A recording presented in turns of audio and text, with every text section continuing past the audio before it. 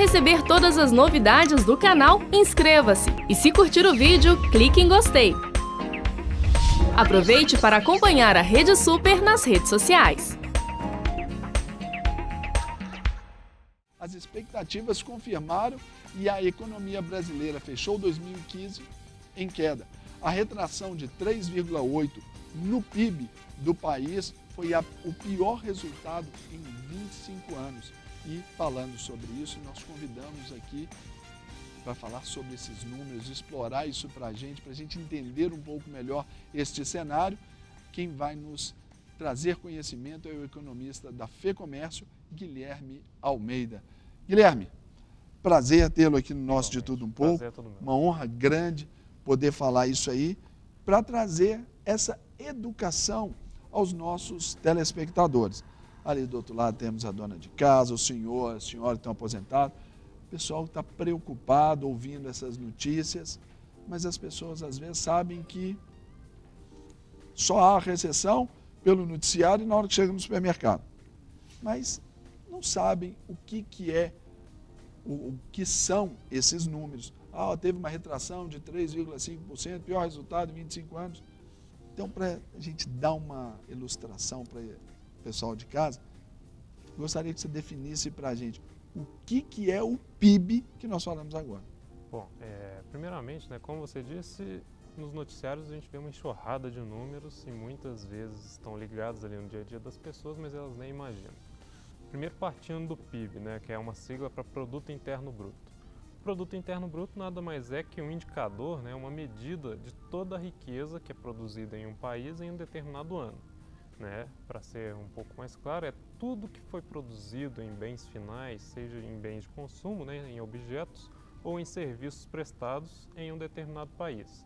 Dessa forma, é calculado toda essa riqueza gerada durante o ano para no final chegar a um montante e fazer um comparativo com anos anteriores para ver se a economia de determinado país teve um crescimento ou não. Esse é um ponto também que é importante. Então, o PIB é a riqueza de uma nação. Exatamente. Ou, aí, no caso, aí a gente está falando da esfera federal, mas também pode subdividir pelos estados e assim. Cada estado tem seu indicador de crescimento também, cada estado tem o PIB estadual, e esse é um indicador justamente com essa finalidade, para mensurar essa riqueza de determinado local e permitir uma comparação com determinados países ou determinados estados, para dessa forma chegar a políticas públicas para o desenvolvimento, caso seja necessário. É importante ressaltar esse ponto, porque o PIB ele é um bom indicador de crescimento. A gente pega o PIB de um determinado ano e compara com o PIB do ano anterior, ou com países diferentes. Porém, não é um indicador de desenvolvimento. Para você analisar um desenvolvimento de uma economia, é preciso vários outros indicadores, que além do PIB, a gente tem indicadores aí, por exemplo, como a robustez do mercado financeiro, indicadores de desemprego, de emprego e renda, de distribuição de renda, ou seja, são vários indicadores que, juntamente com o PIB, indicam o desenvolvimento de uma economia. Agora, quando a gente fala de Brasil, e esses comparativos, começaram ali pela chamada desse nosso bate-papo, fala a respeito de uma crise. Considerando aí que está apontada essa retração do PIB em 3,5%, foi 3,8%, estou até diminuindo, eu sou um otimista de natureza, mas o que determinou essa retração, Guilherme, nos níveis assim compreensíveis para o pessoal de casa saber assim? Bom, primeiro, para partir de uma análise, hoje é muito difícil da gente dissociar a crise econômica da crise política. Hoje está tudo casado, está tudo interligado. Mas uma gerou a outra, Se a gente for olhar assim... Exatamente, uma foi amplificando a outra. A grande questão... se autoalimentam, Isso. A grande questão é que uma crise econômica sozinha, ela chega a um equilíbrio em determinado momento que a gente tem uma recuperação a médio ou longo prazo, dependendo das políticas econômicas adotadas. Mas aí é que está o ponto. É necessário adotar políticas econômicas. Mas com uma crise política, todo o processo de decisão fica travado. e acaba que não temos visivelmente aí no médio prazo uma política econômica para É a o que se recuperação. desenha no nosso cenário político-econômico atualmente. Exatamente. Por causa das brigas, das confusões políticas, a economia não anda, então até para os especialistas como você, é quase que impossível fazer previsões. Isso né? é um fator que vai contra as previsões, né? Porque se a gente for analisar a economia friamente, somente a economia, números de mercado, é possível fazer previsões até assertivas, né, em certo grau. Mas como a gente tem um fator subjetivo aí, que não é mensurável em números, que é a crise política, isso acaba sendo um entrave. Mas o que levou a esse cenário de crise? Primeiro, né, a gente tem que partir de uma crise de 2008, 2009, que foi a crise mundial. Aí, financeira, que estourou lá nos Estados Unidos e foi alastrando pela União Europeia, e depois chegou aqui em menor intensidade ao Brasil. Uma marolinha. Isso, é uma marolinha. E a partir de 2010, o governo começou a promover políticas, né, destinadas ao consumo, né, com subsídio ao consumo, isenções em determinados itens. Aí a gente tem, para dar exemplos, né, a isenção de IPI, né, em veículos e na linha branca, né, geladeiras. Linha branca são os eletrodomésticos, né, fogão, geladeiras. Exatamente. Isso tudo foi para incentivar o consumo da nação para gerar essa riqueza, porque as pessoas consumindo obriga as indústrias a produzirem mais e mais. E Mas isso foi entra bem no ponto do setorizado. PIB. Na verdade, inicialmente foi bem setorizado. Depois houve uma pulverização em 2011, 2012. Só que qual que é o grande problema? A gente teve essas políticas de incentivo ao consumo sem uma contrapartida de incentivo ao investimento. Ou seja, não se investia muito em infraestrutura, não se investia em novos negócios. Além disso, a gente teve aí um represamento de preços, né, Só um instantinho. Não se investia em... você disse aí. Investimento, infraestrutura. Infraestrutura, no investimento. A relação exportação, esse comércio exterior, também é um fator nesse ponto aí, né? É um fator, menor. porque o que a gente tem de análise, para a gente analisar a exportação e importação, a gente tem que analisar a taxa de câmbio de anos atrás. Era uma taxa artificial, né? O câmbio ali em 2 e pouco era um câmbio controlado, eu diria assim, que não condiz com a realidade. Esse cenário que a gente está vendo hoje, de 3,80, 3,90, é o câmbio de fato, né, de acordo com determinantes do mercado. Real. Porque antes a gente tinha instrumentos que o governo utilizava, não estou dizendo que eram instrumentos errados. Porém, tem um determinado tempo que o governo deve utilizar uma política pública voltada ao incentivo de um determinado, né, setor, incentivando o consumo, mas deve haver uma contrapartida. Mas isso é o que não houve a contrapartida, que é investimentos, como eu disse antes. Então explorou-se demais um determinado estilo de política ali econômica, explorou demais, saturou, sendo que poderia já ter partido para outros processos que desencadeariam. Né? Junto poderia conciliar essas duas políticas. Tá. Aí a gente viu aí que a partir de 2010 até 2013, o boom, né, de créditos concedidos às famílias, né, era muito fácil. As famílias chegavam no estabelecimento e tinham, né, ali à sua disposição uma facilidade enorme de obtenção de crédito para comprar determinados produtos. Comprava-se, né, eu falo em 2010, 2011, né, nesse tempo que você está falando, especialmente, por exemplo, se chegava numa concessionária de veículos, você comprava um veículo com financiamento longo até, exatamente, sem comprovações até. Se você tivesse um nome limpo, você falava, olha, quanto que você ganha? X. Não precisava daquela comprovação. Não tinha uma rigorosidade, né, na concessão de empréstimos, de crédito. E atrelado a isso, para incentivar justamente esse consumo, né, o governo utilizou-se também do represamento, né, de segurar, eu diria, congelar seria extremo, mas existem preços no mercado que são administrados. O preço da energia elétrica, por exemplo, é firmado em contrato, tem um reajuste anual, porém tem reajustes esporádicos também. Naquela época, como tinha esse incentivo ao consumo, houve o represamento desses preços. Não vamos reajustar nesse montante nesse ano, deixa para reajustar em períodos posteriores, porque as famílias já estão, né, apertadas com o orçamento. Comprometidas demais no seu orçamento com o consumo. Exatamente. E isso é o natural do mercado. Esses preços têm que ter esse reajuste. É algo do mercado, é lei de oferta e de demanda. Porém, o que a gente viu em 2015, né, a gente viu esse boom, liberação desses preços administrados, a energia elétrica é um exemplo, ficou 50% mais cara em 2015. E ainda sofreu com a crise hídrica. Exatamente, que a gente atrelado à crise hídrica, que é um... algo não tão previsível quanto outros indicadores, né? E isso contribuiu para esse aperto, principalmente do orçamento das famílias em comprometimentos de despesas domésticas, né? Despesas correntes. A energia elétrica é algo que ela arca mensalmente, não tem como ela abrir mão disso. E no ano passado ela viu esse fator, esses números subirem 50%. Isso é algo bem grave, né? E esse período de consumo aí dos anos 2010 a 2014 alimentou muito a inflação. Atrelado a isso, no ano passado teve essa liberação dos preços administrados, energia elétrica, combustíveis, aluguéis, e contribuiu também, né, para esse indicador de inflação, que é o IPCA, que a gente vê muito aí falando na mídia. O que é o IPCA? O IPCA é o indicador oficial de inflação do Brasil, né, que o governo adota para utilizar como parâmetro para tomada de decisões de políticas públicas ou formalização de outros indicadores. Basicamente é o acompanhamento da variação de preços de alguns produtos, né, que compõem a cesta de produtos do brasileiro, e é realizada essa pesquisa mensalmente para indicar essa variação de preços na economia. Então, ano passado a gente viu uma escalada considerável do IPCA, que chegou aí a 10,67% no final do ano. O que quer dizer isso? Quer dizer que os preços que compõem a cesta do consumidor brasileiro variaram, né, em seu conjunto e na média ali quase 11%. E isso pode parecer pequeno, esse 11%, porém quando a gente pega os itens individualizados, a gente viu que foi um aumento considerável. O exemplo que eu dei agora foi da energia elétrica, 50% de aumento.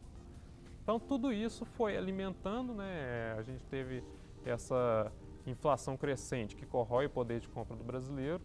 Para combater essa inflação, o Banco Central vem com um mecanismo de taxa de juros. A taxa de juros foi elevando gradativamente, né, em 2015, que é a taxa Selic, que a gente vê muito nos jornais também. Que agora foi mantida em 14,25. 14,25. Ainda é um alto patamar, né, e é um instrumento de fácil utilização por meio do Banco Central, que a intenção ao utilizar esse aumento de juros é justamente essa: estancar investimentos, parar com os investimentos e parar com o consumo. Porque dessa forma, quando eu tenho uma queda brusca na demanda, né, a tendência é que os preços comecem a cair. Baixar. Mas é o que a gente não vem observando. É o contrário, os preços estão aumentando. Os preços estão aumentando e isso aí é determinado por outros indicadores. Aí a gente tem indicadores públicos, como dívida pública, que acaba, né, sendo crescente. A gente não vê uma tendência de queda da dívida pública e isso também alimenta a inflação. A alta do dólar é outro fator que alimenta a inflação. Por isso que a gente não está tendo essa queda considerável nos preços como o Banco Central esperava. Tudo isso atrelado à queda nos investimentos acabou gerando essa crise aí que a gente viu. E essa retração aí no PIB aí que é a matéria. Agora, Guilherme, você falou aí do setor energético como um grande vilão aí nessa história. Quais os outros setores que também contribuíram para essa retração da nossa riqueza? Bom, vários setores, né, acredito que foi algo bem pulverizado, apresentaram resultados negativos em 2015. A começar pelo talvez, né, tenha sido mais expressivo, foi o setor industrial. A indústria, a gente viu aí, né, que foi um ano bem difícil para o setor industrial, e o único setor dentro da indústria, o único subsetor dentro da indústria que acabou tendo um crescimento foi a indústria extrativa.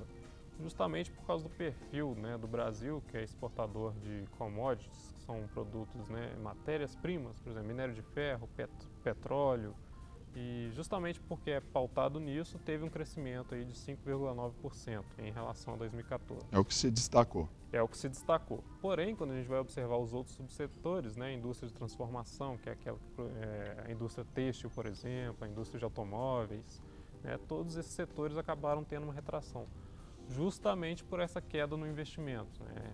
Imagina só você como um empresário vendo esse cenário econômico aí como um todo, observando ainda essa crise política, tem o dinheiro no bolso para investir, mas fala, compensa investir nisso? Será que eu não vou perder meu dinheiro? Né? Que é o que gera outra crise, que para mim, na minha visão, é uma crise ainda mais grave, que é a crise de confiança, né? Se os agentes econômicos, seja empresários, seja as famílias, não têm a confiança na economia, eles não vão investir, eles não vão consumir. O que, em última instância, gera aí uma recessão ainda maior. Porque aí limita a produção, limita os investimentos, Isso. uma crise estabelecida já. Partindo ali da análise do consumidor, por exemplo, para ficar mais fácil o entendimento, eu tenho um consumidor que tem o seu orçamento e observa para a conjuntura econômica, para o cenário econômico, né, e também para o cenário político, e tem ali o que direcionar seus gastos. Não, eu vou gastar com isso ou vou gastar com aquilo. Porém, ao fazer essa análise, ele fica receoso para fazer esse gasto, porque observando o indicador de desemprego aumentando, hoje eu estou empregado, mas será que amanhã eu estarei? Observando a taxa de inflação aumentando, os preços dos produtos só aumentam. Por um lado, é bom porque significa até um aprendizado para o brasileiro que foi ali motivado durante muitos anos a consumir e até comprometer boa parte da sua renda no consumo. Agora ele já se vê com um outro tipo de pensamento também. Por esse lado é bom, né, Guilherme? Na verdade, eu acho meio arriscado esse aprendizado por essa... Não, mas isso porque está sendo imposto, Exatamente, porque a conclusão dessa retração no consumo por parte das famílias é a geração de mais desemprego. Porque se as famílias não consomem, o varejo não vende. Se o varejo não vende, ele demanda menos ao fornecedor, que por sua vez demanda menos à indústria, que cai a produção. Dessa forma, não tem como eles manterem o mesmo nível de emprego que mantinham anteriormente à crise. Sim. Porque se eu tenho uma queda considerável no consumo, né, eu tenho uma queda considerável na minha receita e tenho a escalada dos custos, né, dos preços administrados, por exemplo. Então, dessa forma, fica insustentável manter o mesmo quadro de pessoal ao longo do tempo. Sim. E tem as demissões. E são esses outros indicadores aí que a gente está, assim, comumente sendo bombardeado nos noticiários aí com os níveis de desemprego, né? A gente tem duas pesquisas do IBGE, que é a nível nacional, que retratam, né, essa questão do desemprego. Uma é a pesquisa nacional para amostras de domicílios, que é uma crise que é um indicador que engloba, né, grande número de municípios, né, são mais de 3 mil municípios que eles fazem essa pesquisa, e a PME, que é a pesquisa mensal do emprego. Ela só é pesquisada em 6 regiões metropolitanas. Ambos os indicadores, independente das suas diferenças, apontam para uma ascensão do desemprego, né?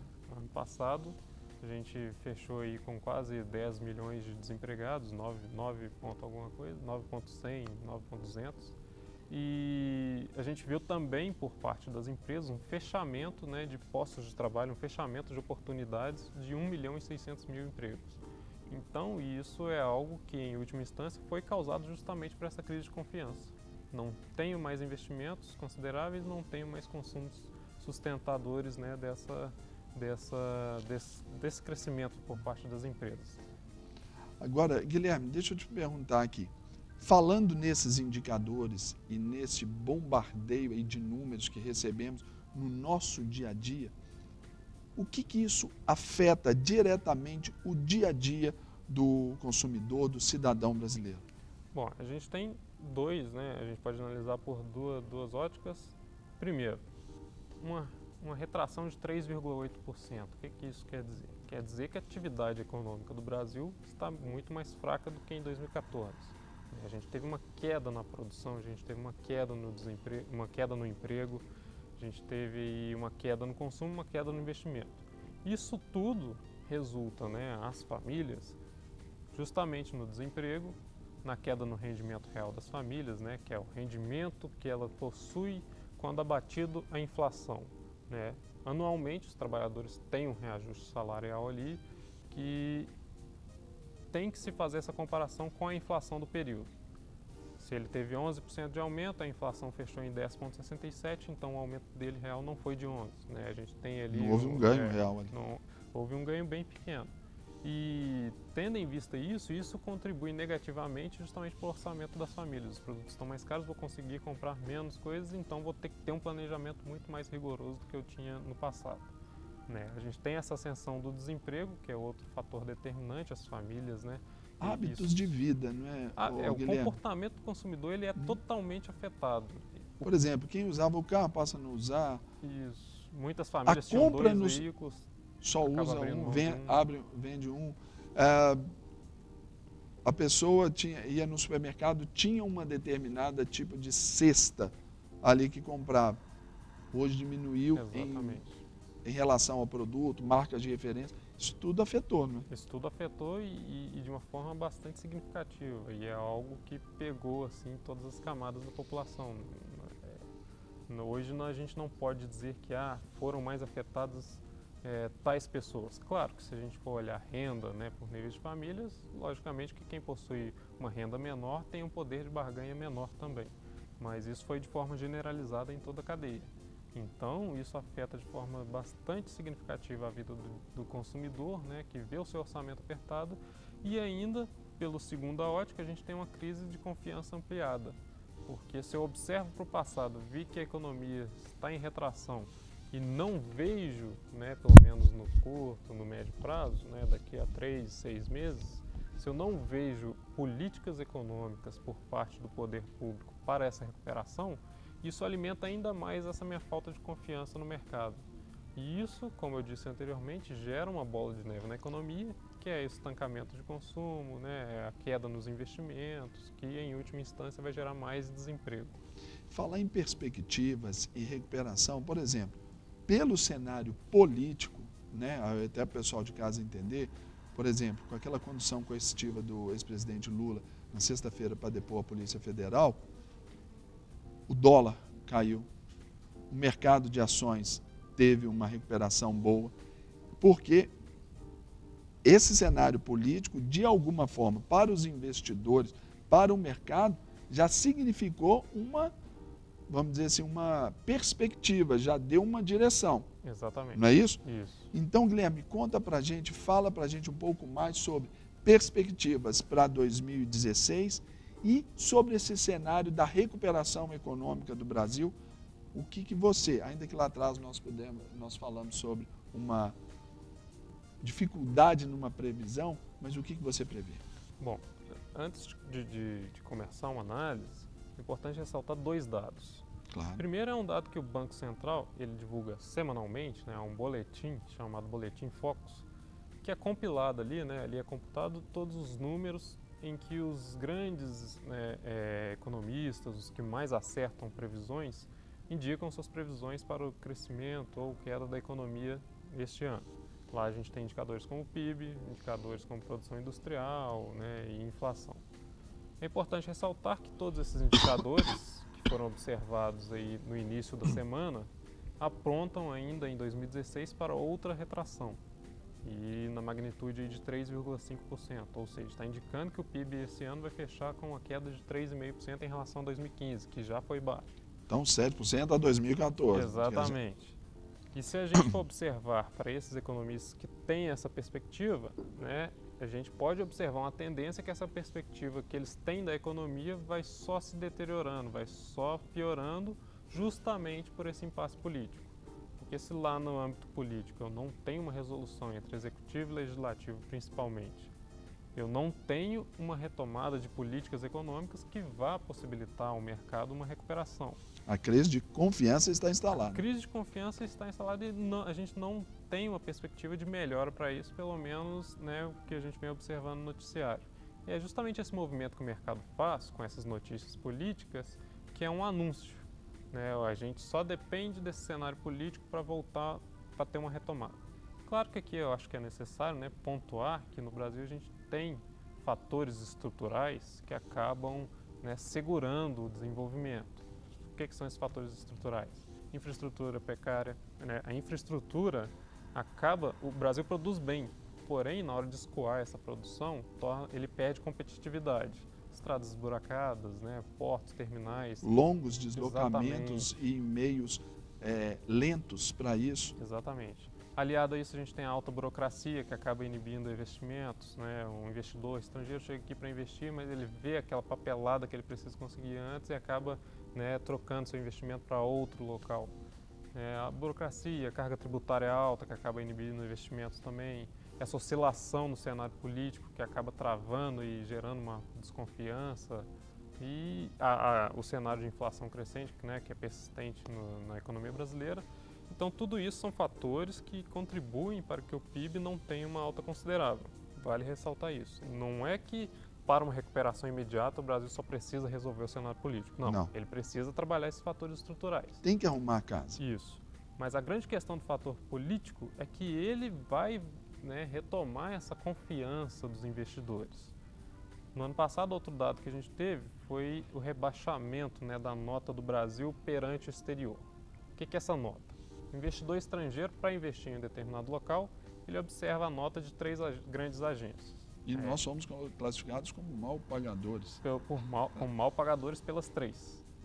E geralmente, né, grandes fundos de pensões estrangeiros têm lá no contrato falando que é pelo menos 2 notas por 2 agências, 2 grandes agências. O Brasil já não tem mais isso, então eles são obrigados a retirar esse capital aqui do Brasil. Isso significa menos investimento. E esse é o segundo dado que eu queria comentar, que o investimento vem caindo há 10 trimestres aqui no Brasil.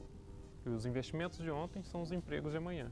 Então é possível que a gente tenha aqui em 2016 ainda uma leve deterioração no mercado de trabalho, né, um aumento do desemprego, principalmente no primeiro semestre, mas tudo está casado com esse cenário político.